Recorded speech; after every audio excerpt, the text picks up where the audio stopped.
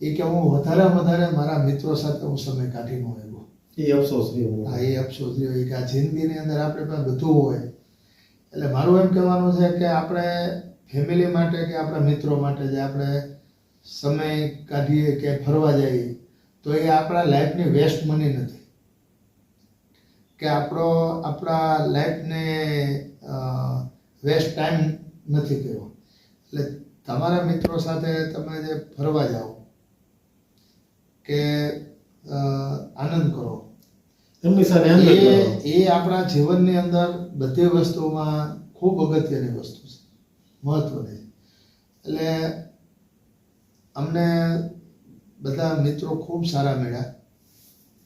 ધંધાની અંદર અમને સપોર્ટ ખૂબ આપ્યો.